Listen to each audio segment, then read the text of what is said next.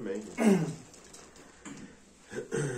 Na última reunião nós entramos no verso 9, né?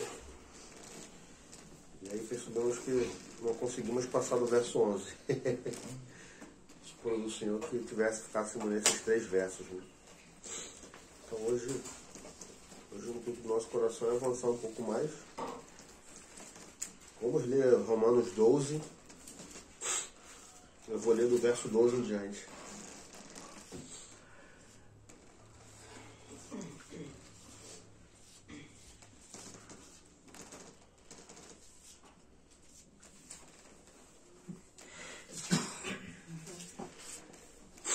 Fala assim: alegrai-vos na esperança, sede paciente na tribulação, perseverai na oração, partilhai com os santos nas suas necessidades, segui a hospitalidade, abençoai os que vos perseguem, abençoai e não amaldiçoeis, alegrai-vos com os que se alegram, chorai com os que choram, sede unânime entre vós, não ambicioneis as coisas altivas, mas acomodai-vos aos humildes, não sejais sábios em vós mesmos. Ninguém torne mal por mal, procure as coisas honestas perante todos os homens. Se possível, quando depender de vós, tende paz com todos os homens. Não vos vingue a vós mesmos, amados, mas dai lugar à ira, pois está escrito: minha é a vingança, e eu retribuirei, diz o Senhor. Portanto, se teu inimigo tiver fome, dá-lhe de comer. Se tiver sede, dá-lhe de beber. Fazendo isso, amontoarás brasas de fogo sobre a sua cabeça. Não te deixais vencer por mal, mas vencei o mal com o bem. Amém. Na reunião passada nós falamos que esses versos aqui, do 9 até o 21, eles falam da prática da vida cristã, né? Interessante que Paulo vem falando de muitos assuntos doutrinários no Romanos, né? Romanos é um livro crescente. Você vê que Paulo vai crescendo de acordo conforme ele vai avançando no decorrer do livro. E aí ele chega, talvez alguns irmãos entendam que Romanos 8, 9, 10 e 11 seja o ápice, né? E aí Paulo agora começa a entrar na parte prática. Romanos 12, 13, 14, de Romanos 12 até 16, Paulo vai começar a tratar agora de coisas práticas pertinentes à vida cristã. E isso é muito interessante, porque a gente vê que o raio-x das biografias de Paulo sempre foram assim, né? Paulo tratou, quando ele vai falar em Efésios, os 3 primeiros capítulos, Paulo começa a tratar da parte doutrinária. E aí os 3 últimos capítulos, Paulo já começa a aplicar aquela parte doutrinária. Então, é um DNA de Paulo, né? Ele sempre trata a questão doutrinária e a prática. E é isso que ele está fazendo aqui em Romanos. Então, ele vem falando no 8 da questão do andar no Espírito, viver no Espírito, ele tratou muito esse assunto. Aí no 12 ele já entra na questão de ofereçai os vossos corpos como sacrifício, um culto racional. Então agora o culto não é mais um culto só de reunião. O culto é um serviço a Deus constante. Então o nosso culto racional não é só quando estamos aqui. O nosso culto racional é todos os dias. Porque todos os dias agora estamos na presença do Senhor.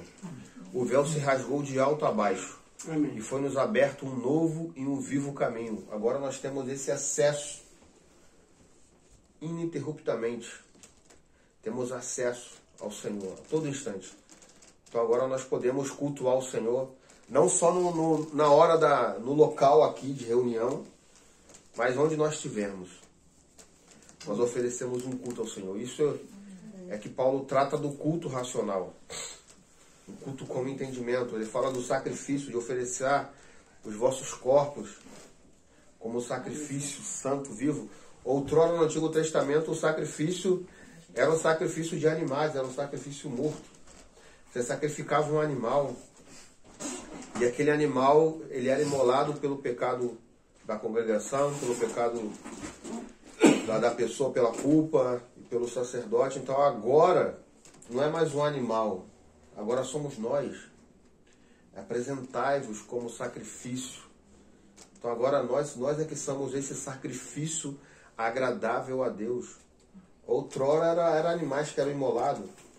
Agora somos nós que nos oferecemos, como nos apresentamos ao Senhor como sacrifício. Então ele vai falando sobre isso. E ele começa e depois ele entra na questão do serviço, né? Da prática do serviço, da graça para o serviço. E aí chegamos aqui no 9, os versos 9 e 10, onde nós, na outra reunião, comentamos, ele falou muito da questão do amor. E é bastante interessante porque a gente vai ver que sem o amor, todos esses versos que nós lemos aqui, o amor de Deus, não o nosso amor, que nós não temos quando esse aqui é um padrão, humanamente falando, elevado. Se o seu inimigo tiver sede, você dá de beber, se o seu inimigo... Isso é o Senhor, irmão. Uhum. É o Senhor em nós. Isso o homem natural ele não consegue na sua força. Na sua força, se ele vê seu inimigo ter fome, ele vai tirar do que ele tem que comer para ele morrer mais de fome. Isso é o Adão. Vai matar ele. É a justiça própria. O homem vai querer aplicar a sua justiça própria. Mas aqui ele está falando começa a falar de uma dependência do Senhor. Por isso que ele fala do amor. O amor ele precisa ser a base para toda a nossa caminhada. Amamos o Senhor primeiramente, vamos amar uns aos outros. Vamos amar os irmãos. E aí, quando servimos ou como servir, vamos servir não porque queremos aparecer, mas porque queremos agradar o nosso Senhor. Vamos servir porque amamos o Senhor. Então, porque o amamos, queremos agradá-lo. Queremos servir a Ele. Então, nós servimos por amor. Nós não servimos, como falamos de outrora, né? Alguns servem por... Tinha aqueles que pregavam o Evangelho por discórdia, aqueles por... Tinha vários motivos ali para pregar o Evangelho. Mas Paulo fala do amor. E nós, o amor.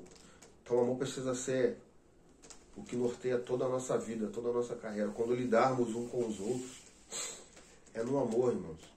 Se não for o amor, não vamos conseguir, porque somos difíceis. Somos complicados, somos pessoas muito diferentes uma das outras. Temos educações diferentes, temos manias diferentes. E aí você bota todo mundo junto no mesmo lugar. Se não for o amor do Senhor, olhando para Cristo, olhando para o amor que recebemos deles, então agora nós amamos os irmãos, nós não vamos conseguir caminhar. Vamos começar a escolher partidos. Vamos caminhar por afinidade. E a igreja não caminha por afinidade. Ela caminha olhando para Cristo. Olhando para Cristo. Então agora nós... E aí agora ele entra nesses versos. Interessante que ele falou do serviço, né? O 11 ele fala, não sejais vagarosos no cuidado, mas sede fervoroso no espírito, servindo ao Senhor. Aí ele fala assim, 12, alegrai-vos na esperança. Que esperança é essa que ele está falando, irmãos? A esperança de ficar rico? A esperança de ter uma vida melhor? Essa esperança é a esperança da glória do Senhor. Amém. É a vinda do Senhor. Essa é a nossa esperança. A esperança de que o Senhor um dia vai vir. E que Ele, assim como Ele ressuscitou, os mortos ressuscitarão, comparecerão diante dele, e depois os vivos. Essa é a nossa esperança. A era vindoura. Se não for essa esperança, somos mais malditos que todos os homens se criamos esperança nessa terra. Nossa esperança não está num governo melhor. Nossa esperança não está numa vida melhor. Não que a gente não vá ter isso. Mas o nosso coração não pode estar nisso, irmão. Amém. Porque tudo isso aqui é passageiro. Tudo isso aqui vai passar. A Bíblia fala que tudo é passageiro. Mas aquele que faz a vontade do Senhor, esse permanece para todo sempre. Então essa é a nossa esperança. A esperança de que receberemos um corpo glorificado. A esperança de que o Senhor julgará, estabelecerá o seu reino de glória e a sua justiça, a verdadeira justiça, a verdadeira paz. Não essa paz que o mundo procura. Amém. Essa paz que o mundo procura é uma falsa paz. Amém. Mas a verdadeira paz só virá no estabelecimento do reino do Senhor. Amém. O que vai vir uma falsa paz. Verdade. Mas a verdadeira paz só acontecerá no estabelecimento do seu reino. A sua justiça. Essa é a nossa esperança, irmãos. Amém. Essa precisa ser a nossa esperança. Por isso que partimos o pão, por isso que nos movemos, nele nos movemos, esperando o dia que o nosso Senhor virá. Amém.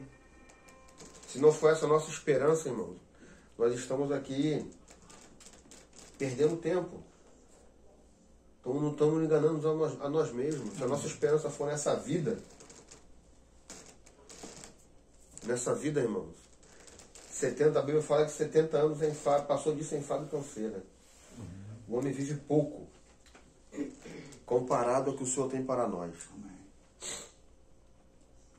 Por isso que Paulo fala, nem olhos viram, nem ouvidos ouviram, nem jamais penetrou o coração do homem coisas que o Senhor tem preparado para aqueles que o amam.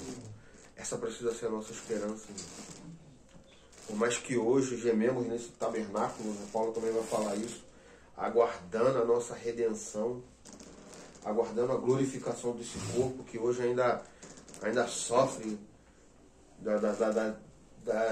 das questões de doença, de enfermidade, um monte de coisa, ainda somos acometidos, pressão alta, diabetes, e isso e aquilo, mas um dia receberemos um corpo.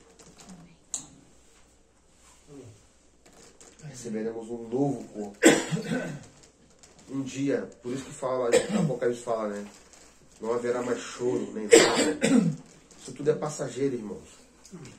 Isso tudo que passamos aqui é a nossa leve e momentânea tribulação. É uma leve e momentânea. O que tem preparado para nós é algo muito superior a isso que estamos vivendo aqui. E o Senhor é tão misericordioso que Ele nos dá a oportunidade de ainda aqui experimentarmos um pouco daquilo que vai ser quando o seu reino for estabelecido. Então isso é muito, por isso que ele fala na esperança, alegrai-vos. Na esperança. Aí ele fala, sede paciente na tribulação. São coisas fortes, né? Sede paciente na tribulação. Falar de tribulação não é muito fácil, né? É muito fácil falar de tribulação quando você não está passando por ela. Passar por ela não é nada fácil. Mas sede paciente. A única forma de sermos pacientes na nossa tribulação é olhando para o Senhor, irmão. É compreendendo a sua vontade. É se enchendo do Espírito. Não tem outra forma, irmão. Por isso que a paciência é algo que o Senhor vai nos dar à medida que vamos nos relacionando com Ele, vamos entendendo a sua vontade. Amém. Vamos entendendo que o Senhor não quer o nosso mal, que tudo que o Senhor faz é para o nosso benefício, a nossa leve e momentânea tribulação. O Senhor quer nos aprovar, e para Ele nos aprovar, Ele precisa nos purificar. E a forma que Ele usa é a tribulação, porque nós somos homens e mulheres de dura cerviz. Bom seria se ouvíssemos o Senhor de primeira, né? Às vezes o Senhor precisa jogar a gente numa tribulação para a gente acordar e ouvir a sua voz. Às vezes é coisa que o Senhor precisa sacudir para a gente dar uma... O Senhor vai falando, a sua voz doce. Spurgeon fala que a tribulação é o megafone de Deus. O Senhor vai falando a sua voz doce, Guilherme. E aí a gente vai agitado com as coisas, não vai dando ouvido à voz do Senhor. Aí o Senhor tem que usar a tribulação, que é o megafone. Já que o Guilherme não quis ouvir, então o megafone de Deus é a tribulação. Aí o Senhor fala rapidinho, quebrado, igual arroz de terceira. O Gabriel deu o exemplo do Bob, da patrola de Deus, o Bob. Esses somos nós, irmão, somos o Bob. O Senhor fala, chama, e a gente está agitado, querendo fazer um monte de coisa. Aí o Senhor precisa passar uma patrolinha por cima da gente para deixar a gente quebradinho. Mas a tribulação não é para o nosso mal, não é para nos matar, irmãos. O Senhor está nos provando, o Senhor está nos aprovando. Assim como o fogo apura o ouro, o Senhor está nos apurando. O Senhor está nos fazendo aprovados. Por isso que sede paciente. Vamos ler Tiago. Tiago 1, bem conhecido dos irmãos.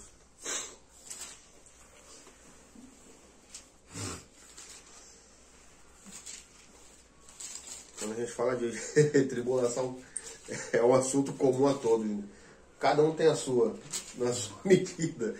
Cada um tem a sua. Cada um tem aquele pontinho que o Senhor tá apurando. Cada um tá num cadinho de Deus, vamos classificar assim. O Senhor tá purificando cada um mais um pouquinho, dentro da medida de cada um, né? E aí ele fala: meus irmãos, tende por motivo. Quanto? Tiago 1:2, perdão, verso 2. Fala assim, pode ler? Meus irmãos, tende por motivo de grande alegria ao passar por provações. Nossa, quando tu fala isso aqui pro mundo, até para alguns irmãos, quando você fala, você tem esse verso aqui, os irmãos aí, não. Eu vou falar várias. Várias. Tu falas várias? Quando passar por provações. Várias, não é uma, são muito boas traduções, meu só tá provações. Eu falo por diversas. Diversas. Aí, irmão, são muitas. Muitas são as aflições. Muitas são as aflições do justo, mas o Senhor os socorre em todas e os livra de todas. Não estamos sozinhos, irmãos. Temos o Senhor. O Senhor é conosco. E Ele nunca nos abandona. O irmão Renato que falava isso, né, muito. Pode a mãe que amamentou o seu filho abandoná-lo, mas eu não vos abandono. O irmão Renato falava isso direto, né? Mas eu, diz o Senhor, não vos abandonarei. O Senhor não nos abandona, irmãos. O Senhor não nos abandona. O Senhor está conosco no vale, na prova. Ele está nos aprovando. Por isso que aí fala, sabendo que a prova da vossa fé desenvolve o que é a perseverança. E a perseverança deve terminar a sua obra para que sejais maduros e completos, não tendo falta de coisa alguma. O Senhor está nos purificando, irmão. O Senhor está nos amadurecendo. A nossa leve e momentânea tribulação. Por isso que alegrai-vos na esperança. Quando a gente olha para essa esperança, que é a manifestação do Senhor, irmão, tudo que estamos passando aqui, irmãos, é secundário. Essa alegria nunca, a tribulação nunca vai roubar essa alegria do nosso coração. Que estamos olhando para o Senhor. Jó fala, né, no final, Jó passa aquele processo todo. E aí no 40 eu falo, antes, Senhor, eu te conhecia de ouvir. Hoje os meus olhos o veem. É isso que a tribulação faz. Nós precisamos ver o Senhor em toda e qualquer circunstância, irmão. O Senhor, meu pai fala muito isso, o Senhor é um Deus econômico. O Senhor usa as circunstâncias. E o Senhor está falando ao nosso coração através das circunstâncias, nos amadurecendo. Justamente para quando comparecermos diante dele não termos falta alguma. Por isso que tende por grande motivo. Se a gente só pegar o primeiro verso, você entende-se que é quase que um estado masoquista. Você se alegrar no sofrimento. Um sofrimento sem finalidade. Um sofrer por sofrer. Mas Paulo não está falando isso. Perdão, não está. Nem Pedro, Tiago. Não está falando isso. Precisamos olhar agora. O Senhor está em toda circunstância. O Senhor está trabalhando em nós. O Senhor está trabalhando em nós para nos fazer maduros e aprovados. Então ainda somos aquele ouro que foi tirado da natureza, né? E aí veio cheio de impureza. E o Senhor precisa nos botar no cadinho dele para tirar toda essa impureza que está no nosso interior. E aí o Senhor vai jogando fogo. Fogo é a tribulação. E aí o Senhor vai nos purificando, o Senhor vai nos quebrando. O Senhor vai quebrando vai amolecendo o nosso ego. Amém. Só vai amolecendo a nossa dura cerviz. Nós vamos vendo mais o Senhor, murmurando menos, dando mais graça. Isso é o que a tribulação faz, irmãos. Nos faz parecer cada vez mais com o Senhor. Não o contrário. O Senhor não está nos provando. O Senhor não está nos tentando. Ele está nos provando. Quem tenta é o diabo. O Senhor não tenta a ninguém. O Senhor está nos provando. Clécio falava muito isso, né? O Senhor provou os anjos. Caiu até essa parte. Agora o Senhor está provando a igreja. O Senhor quer que sejamos maduros. O Senhor está nos provando. Por isso é que tende por grande gozo. Vamos ver Pedro. 1 Pedro.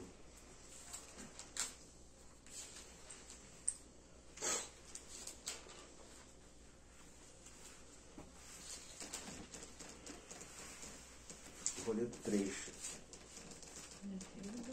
1 Pedro 1, do 3 em diante.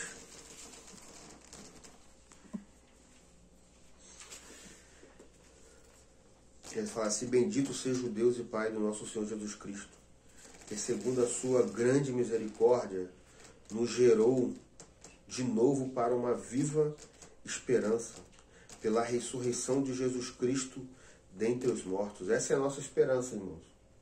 Porque como o Senhor ressuscitou, nós também ressuscitamos com Ele. Para uma herança incorruptível, que jamais perecerá ou perderá seu valor, guardada nos céus para vós, e que pelo poder de Deus sois guardado mediante a fé para a salvação, preparada para se revelar nos últimos tempos. Nisso exultai, ainda que no presente, por breve tempo, seja necessário ser entristecidos. Agora aqui também está usando a palavra várias. Por várias provações. Essas provações são para que a prova da vossa fé, muito mais preciosa do que o ouro que perece, embora provado pelo fogo, redunde em louvor, glória e honra na revelação de Jesus Cristo. Embora não tendo visto a mais, embora não verdes agora, credes nele e exaltai com alegria inefável, cheio de glória, recebendo o objetivo final da vossa fé, a salvação da vossa alma. Seja nisso exaltai. Mais uma vez estamos falando que Pedro está falando aqui nesse breve momento. Você já passar por várias provações. O Senhor está nos provando. O Senhor está, sabe? Engraçado quando ele fala o capítulo de Pedro aqui, a carta de Pedro, Pedro está se dirigindo aos irmãos aqui numa ocasião bem complicada, né? Eu estou aqui, Pedro vai falar muito de provação, de fortalecimento da fé. Que Pedro está falando para a igreja aqui na época do aquele rei que perseguia os cristãos. Era Nero? Não. Nero.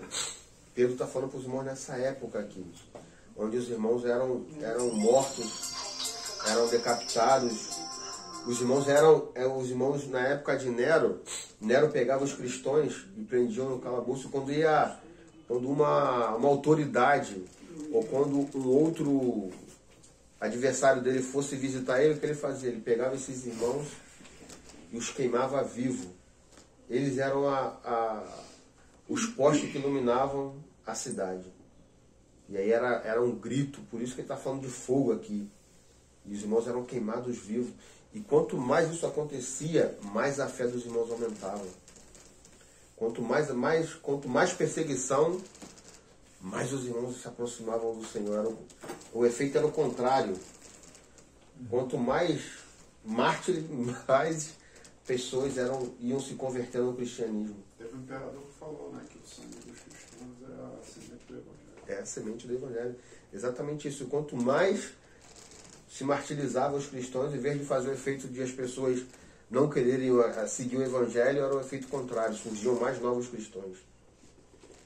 Então a vida ia aumentando, a graça do Senhor ia aumentando, e os irmãos iam passando pelas provações. Há vários relatos de antigos que os irmãos, quando iam para ser entregue para os leões, os irmãos iam cantando, iam louvando, porque não amavam a sua própria vida. Amém. Sabiam para onde iam. Acho que o pessoal das arenas acabaram criando. Era um testemunho, irmãos. E é para esses irmãos que Pedro está falando. É uma leve e momentânea tribulação. Hoje passamos por várias, mas a nossa fé está sendo apurada. Nossa alma está sendo ganha pelo Senhor. O Senhor está nos ganhando um pouco mais. O Senhor está nos ganhando um pouco mais. Vemos mais um prisma do Senhor. Amém. Que talvez outrora não víamos. Como o Cláudio está falando das jornadas, né? À medida que a gente vai passando as jornadas, o Senhor vai nos amadurecendo. Porque o Senhor quer um exército. Saiu de Israel um bando, que era uma nuvem de gente que só sabia andar. Em determinadas jornadas já começaram a marchar. E agora o Senhor quer um exército. E o Senhor está nos preparando para isso, irmãos. O Senhor está nos preparando. E a aprovação é a nossa aprovação. O Senhor está nos provando, não para nos matar, mas para nos fazer aprovado. Por isso, não rejeitai. O problema é para falar que tolo é aquele que rejeita a repreensão, né? Se estamos sendo repreendidos, irmão, é porque o Senhor nos ama. Porque o Senhor corrige a quem ama e açoita ou exorta quem chama por filho. O Senhor está nos chamando. Estamos sendo repreendidos pelo Senhor porque o Senhor nos ama.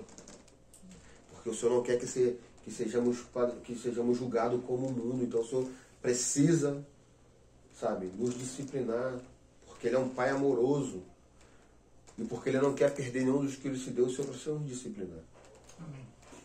Ou recebemos a disciplina aqui e sejamos aquele filho maduro, ou vamos receber, todavia, o mesmo será salvo como pelo fogo, né? Que não seja preciso passar por esse fogo purificador, mas que aceitamos de bom grado a exortação do Senhor. Vamos avançar mais um pouquinho. Mesmo verso 12. Interessante aqui que ele vai falar de 3 princípios, né? Bem interessante. A esperança, a paciência e a perseverança na oração. Agora... Não, voltamos para Romanos 12, perdão. Romanos 12, verso 12.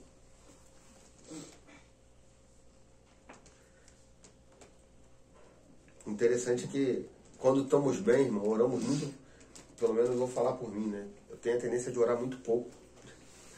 As minhas orações são bem corriqueiras, né? Aquelas orações, pelo menos eu, não posso falar pelos irmãos. Aquela oração na hora de dormir ou quando tu levanta para ir trabalhar, uma oração 5 minutos. Agora, quando a gente tá passando pela aprovação, passei uma prova agora com meu filho, acordava até cedo para orar, miserável. Não porque eu acordava cedo, mas às vezes o Senhor precisa, sabe, fazer a gente passar por certas situações para ver que a gente não ora, não é por falta de tempo. Porque a gente não prioriza essa vida de oração. A gente não persevera em oração. Ou perseveramos muito pouco. Perseveramos muito pouco. A nossa vida de oração é uma vida pobre. Estamos envolvidos com muitas coisas. O tempo que dedicamos ao Senhor é quase que sobra do nosso tempo. Isso quando sobra. Quando a gente não para o Paulo lá com a Giovana lá, que eu lembro, tem que orar. Senhor, Giovana, vamos orar. Aquela oração, Senhor, guarda, obrigado por ter guardado o meu dia, em nome de Jesus, amém, e já estou dormindo. Às vezes nós somos assim na questão da oração, sabe? Temos uma vida pobre de oração. E aí o Senhor precisa para jogar a gente na tribulação. Na tribulação do joelho se dobra. Na tribulação o duro de servir vira uma manteiga. Chora, se quebranta. Porque a gente passa a depender do Senhor. te passa a depender do Senhor. Por isso que Spurgeon, quando Spurgeon fala que a tribulação é o megafone de Deus, é uma verdade. Quando a gente está na tribulação, rapaz, a gente ouve a voz do Senhor, que é uma beleza. Quando o Senhor falou com o Bob no hospital, todo enfaixado, Bob, eis-me aqui, Senhor. Assim somos nós. Na tribulação, tu começa a orar, começa a ficar com... Aí passa a tribulação, aí voltamos, se o Senhor não tiver misericórdia, voltamos à nossa vida corrida novamente. Aquela rotina. Não temos uma vida diante do Senhor de oração, de súplica, apresentar a Deus, antes de qualquer coisa, apresentar a Deus os nossos pedidos em oração. Isso precisa ser algo que norteia o nosso coração, porque quando você bota diante do Senhor, você está falando para o Senhor que você quer a vontade dEle, não a sua vontade. Senhor, eu quero conhecer a sua vontade, me guia, apresenta a Ele a sua oração, os pedidos. Temos muito pedido de oração, eu falei a paz de Deus, que excede a todo entendimento. O problema é que como temos uma vida corrida, apresentamos poucos nossos pedidos, vamos fazendo na força do nosso braço. Mas o Senhor tem nos chamado para uma vida de perseverança, irmãos. Perseverar na oração, não só na oração, o tripé da vida cristã, né? Oração, doutrina, oração e comunhão, partir do pão, comunhão. Que o Senhor nos ajude, que não seja preciso o Senhor, sabe, nos prostrar aí, para que a gente ouça a sua voz, mas que nós ouçamos a sua voz de bom grado, sensíveis à voz do Senhor. Que as circunstâncias dessa vida, irmãos, não endureçam, não coloque comichão no nosso ouvido a ponto de nós não ouvirmos mais a direção do nosso Senhor e ser guiados por nós mesmos. Às vezes estamos tão envolvidos com as coisas desse mundo que a voz do Senhor é uma voz desconhecida. Ouvimos muito pouco a voz do Senhor.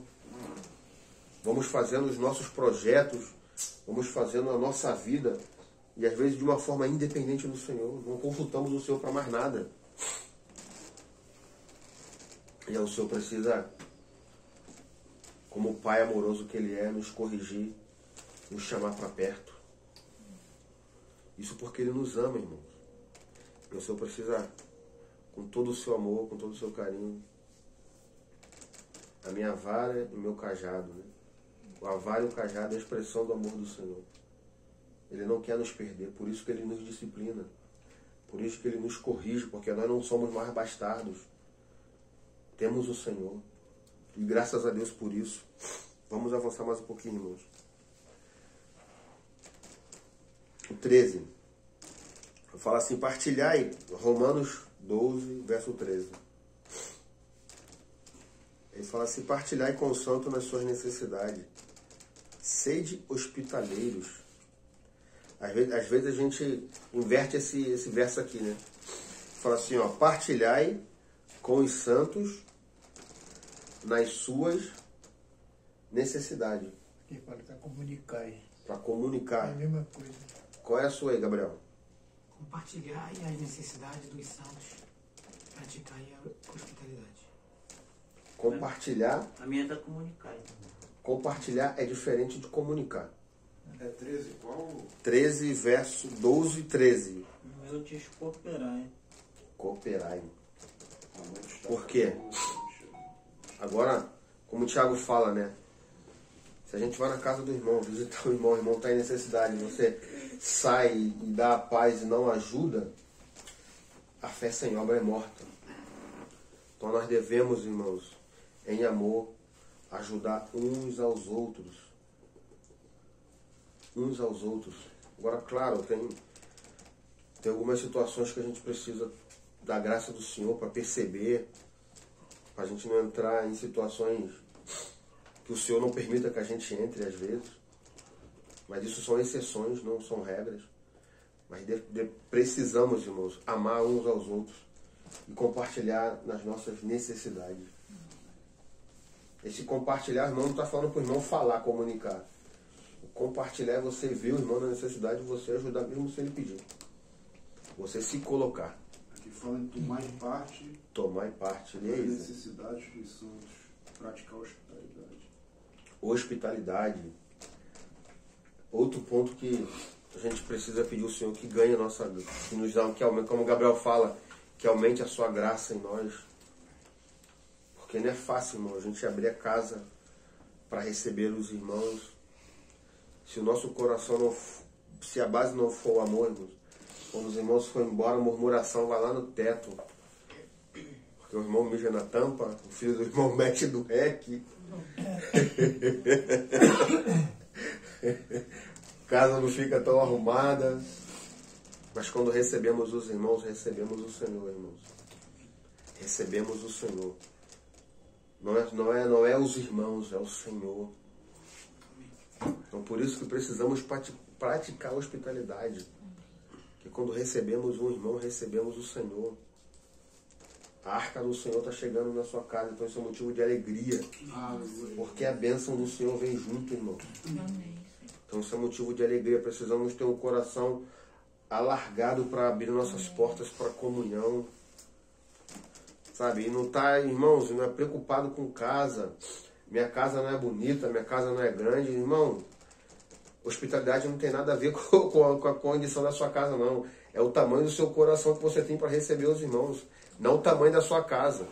Essa casa pode ser pequenininha. E você tem um coração grande para receber os irmãos se sintam confortáveis. Pode ter uma casa muito grande, receber os irmãos ficar todo oprimido, porque entra todo mundo descalço, a criança não pode ir aqui, não mexe ali, tu vê o dono da casa inquieto, e aí já gera uma inquietação em você também, porque você fica meio que ovos, o que eu vou quebrar aqui, o que eu não... Oh, irmãos, quando recebemos os irmãos, recebemos ao Senhor. Amém. Isso é uma bênção, abrir a porta para receber os irmãos. Não só a nível aqui de reunião, mas também de comunhão. É uma bênção, irmãos. Recebemos o Senhor. Recebemos o Senhor.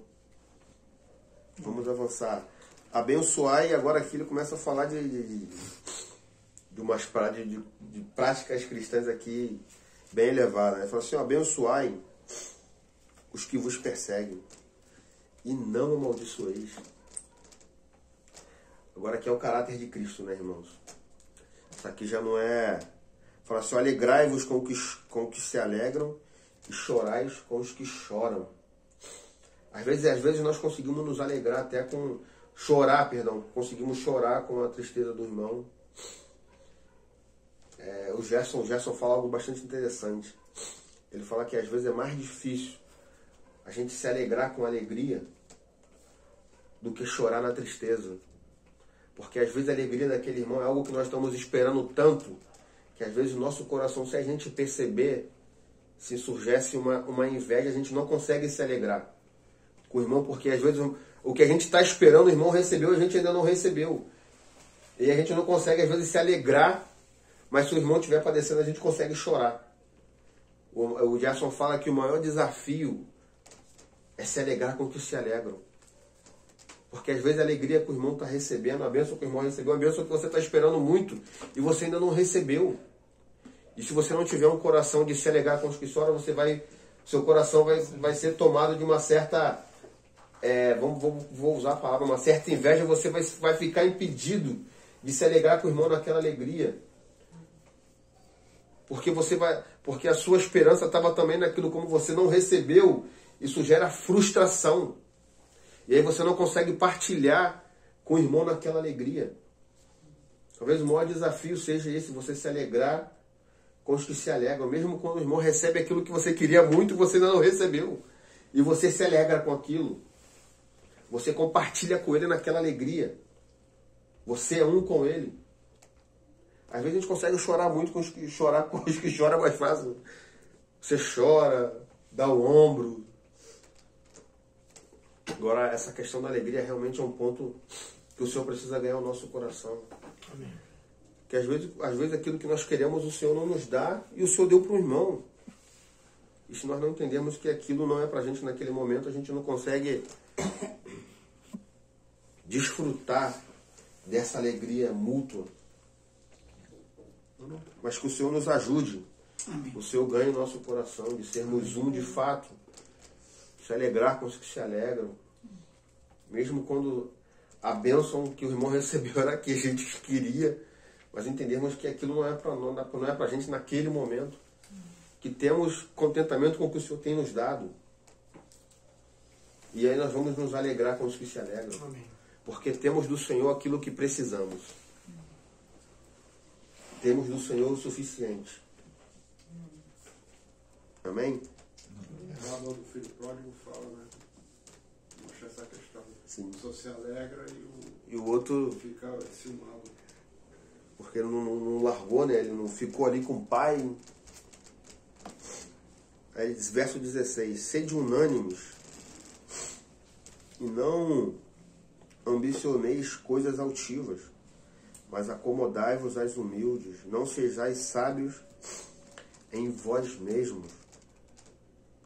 Ou seja, Paulo, como ele fala aqui no início, né, para a gente não ir além da medida de fé que o Senhor tem nos dado, irmão, precisamos ambicionar aquilo que o Senhor tem para nós.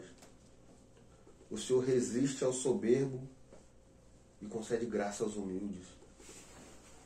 A humildade precisa ser aquilo que norteia a nossa caminhada. Caminhar humilde, espírito humilde. Por mais que tenhamos recebido graça do Senhor, sabe? Não somos maiores que ninguém. Não somos mais que ninguém. Paulo fala que pela sublime grandeza que ele viu, né, o Senhor precisou colocar um espinho na sua carne, porque Paulo era um pouco soberbo. Alguns irmãos falam que Paulo, até esse ponto, havia um pouco de soberba em Paulo. Então o Senhor precisou colocar um espinho na carne de Paulo. Mas que sejamos humildes, caminhamos com humildade, com mansidão, suportando-vos uns aos outros em amor. Que o Senhor nos ajude nessa caminhada. Amém. Que não sejais sábios em nós mesmos, né? Ele vai falar aqui. Ninguém vos torne mal com mal. Procurai as coisas honestas perante todos os homens. Se possível for, tende a paz com todos os homens. Esse verso aqui também é um verso... Alguns irmãos falam, botam esse, se possível for. Como não, eu não tenho paz com meu vizinho, porque se possível for, eu tenho que ter paz com todos os homens. É se. Ele está nesse caso de si, não. Esse se aqui, Paulo está se referindo que você não vai ter paz com homicida. Você não vai ter paz com pedófilo. Você não vai ter paz com alguém que está à margem da sociedade. Esse nós não temos que ter paz. Mas, tirando essas exceções, seguir a paz com todos. O teu vizinho, se ele for homicida, não tem paz com ele, não. Mas se só te irrita, seguir a paz. Seguir a paz com todos. Não procure, como é que ele falou, né? Não procure as coisas, não paguei mal com mal. Ó, irmãos, eu tava, vou dar um testemunho aqui, não vou citar o nome do irmão. Estava na casa do irmão, o irmão chegou nervoso, reclamando porque uma irmã estava sendo boba. A mãe do marido tinha pego o dinheiro, tinha dado para um outro filho, e aí ela está operada, com problema na cabeça, e aí quando ela precisa, ela vai na casa dessa irmã. Porque o filho está vivendo a vida. A irmã falou, não, ela tem que deixar ela morrer. Já que ela fez a opção pelo outro filho, o problema é dela, ela tem que sofrer o dano, tem que vai deixar ela morrer. Não, mas ela fez a escolha. Se ela deu pro filho, o problema é dela, não tem que ajudar ela em nada não, tem que deixar ela fechar a porta na cara dela. Eu falei, que isso, irmão? Que evangelho é esse que a gente está vivendo? A moça está operada, está quase morrendo, está com o pé na cova, vai bater na porta, você vai negar ajuda. Esse é o evangelho? Ele não, mas não, irmão. Isso, ser crente não é ser bobo. Não, eu também entendo que ser crente não é ser bobo. Ser crente não é ser bobo. Mas vamos pagar mal com mal? Qual é o evangelho que a gente segue? Ou as escrituras pra gente é só um livro só? Não é norma pra gente seguir. Vamos seguir. Não tem vida prática. Vamos seguir o que a força do nosso pensamento. Às vezes nós somos assim, irmãos. Queremos pagar o mal com o mal. Queremos pagar o mal com o mal. Meu pai usa uma expressão que ele fala: à medida, quanto mais nós nos humilhamos, mais rápido o Senhor julga nossas causas. Quanto mais nós nos exaltamos, menos o Senhor julga nossas causas. Usamos a nossa justiça. Então, meu pai falava isso muito para mim: abre a mão da sua razão, bota na mão do Senhor. Essa é a nossa justiça própria. A gente quer pagar o mal com o mal. O camarada outro dia cortou meu... Já tem um tempo já. Cortou meu cano lá, né? Arrumou um problema comigo lá. Aí a Giovana devia ter uns 3 anos. Aí a minha água acabou, todo mundo com água. Eu falei, pô, como é que a água acabou? Todo mundo com água. Eu falei, como é que a minha água acabou? Não é possível. E puxa daqui, puxa dali para ver o que está acontecendo. É quando eu meti tem um cano que desce assim pelo cano do vizinho, lá pelo Naldo, pela parede. É quando eu mexi no cano, o cano cortado. Ele cortou lá embaixo e botou um tampão e botou o cano por cima. Então lá de cima não dava para ver que o cano estava cortado. Só quando eu mexi no cano, é que o cano desencaixou, o cano estava cortado. Falei, rapaz, mas me viu uma ira. Parecia que a cabeça começou a fumaçar. Falei, miserável, com o filho pequeno aqui, já tô pegando água no balde, tomando banho no balde, porque esse infeliz cortou minha água. Ah, não, aí desci, rapaz. Desci irado, botei o chinelo. Quando eu tava saindo no portão, o Senhor me deu uma repreensão. Aí eu voltei. Falei, aí sentei no sofá, assim, o que aconteceu, Guilherme? O que aconteceu, Muxinho? Eu sentei, falei, Cíntia, Cíntia, nossa justiça é o Senhor.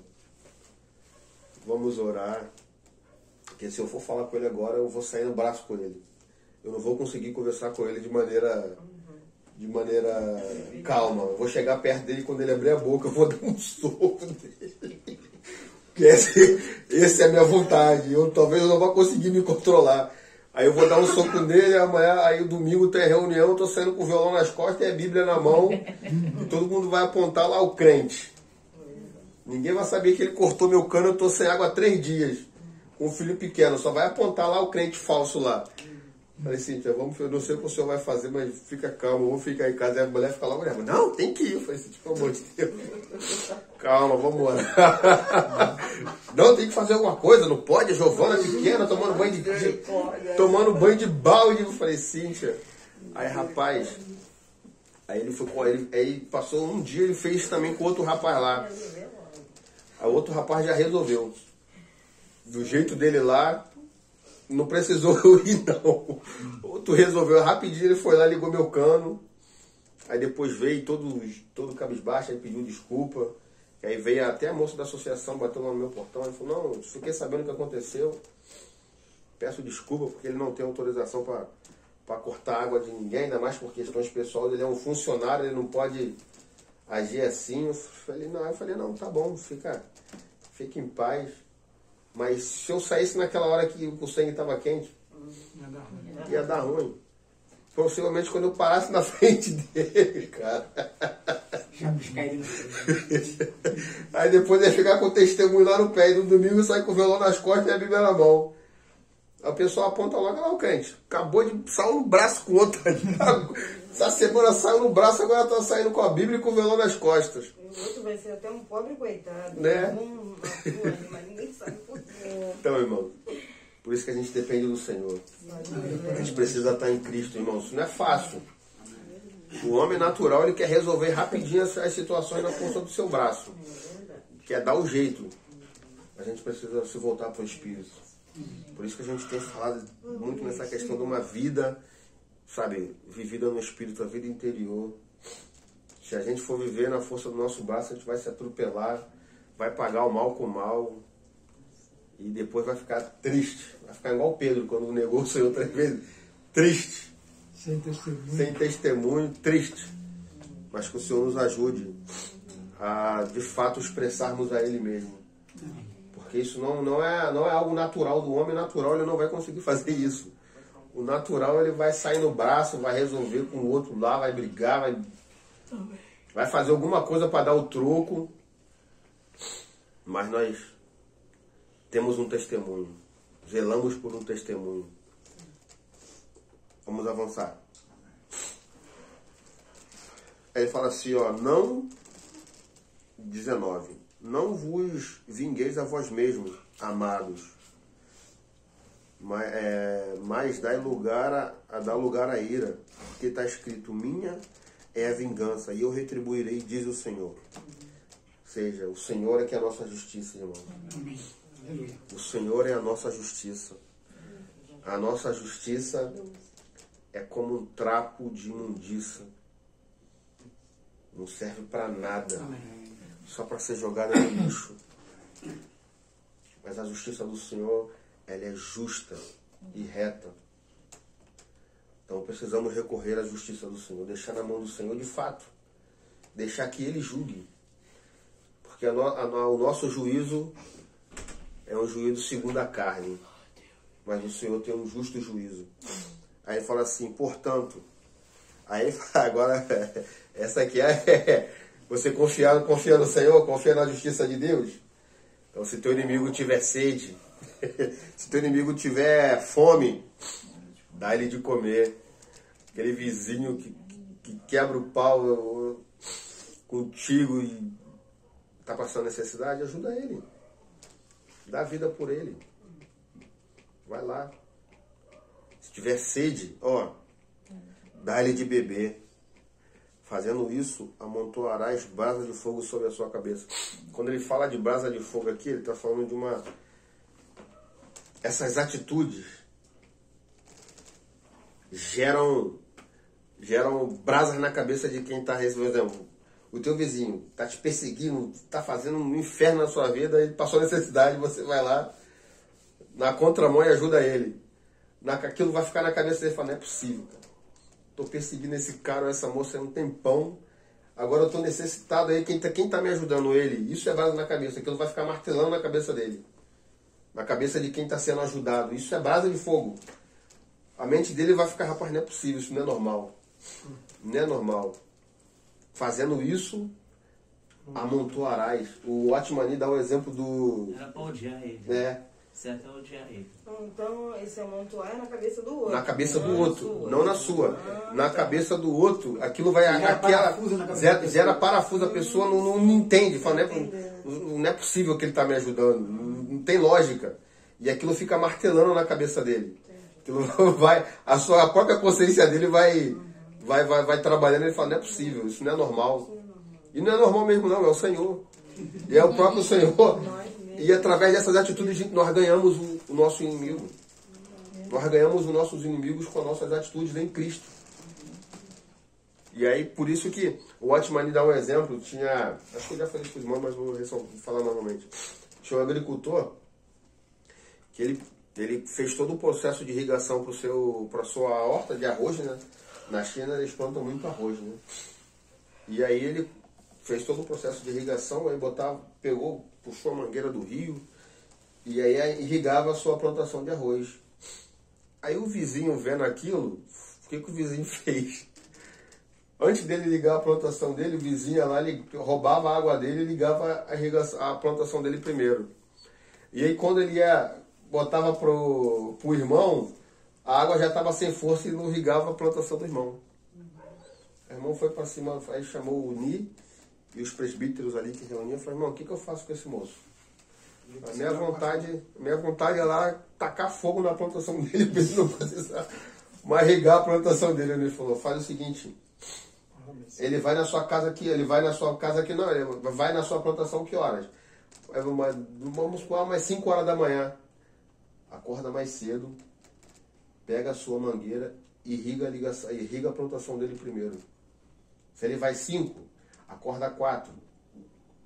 E você irriga a plantação dele. Quando for 5 horas, que ele está indo na sua, vai dar... A água que ele usava para ele, você vai usar para a sua. Então você vai conseguir irrigar a sua também. Mas acorda, irmão, tem misericórdia. É muito forte. É muito forte, irmão. É só o Senhor, irmão. É só o Senhor. Você está sendo lesado. Você está sendo lesado pelo moço. Aí você vai acordar. Você vai acordar mais cedo para abençoar ele, para irrigar a plantação dele, para você ter tempo de irrigar a sua. Você dá um conselho para a pessoa errada. Aí o moço falou que quando ele fez isso, o vizinho caiu no evangelho. Falou, rapaz, esse Deus aí que, se evangelho é isso, eu quero esse Deus. Falou. Isso amontoou na cabeça do vizinho, deve ter entrado parafuso. Isso ia montar bala na cabeça. Eu falo, rapaz, quando o cara acordou 5 horas da manhã, imagina. Acordou 5 horas da manhã para roubar a água do vizinho, o vizinho já tinha irrigado a sua plantação e estava irrigando a dele. Tava falando, não é possível, isso não é normal, não. É muito forte para mim também. Bem bravo, foi uma fogueira de São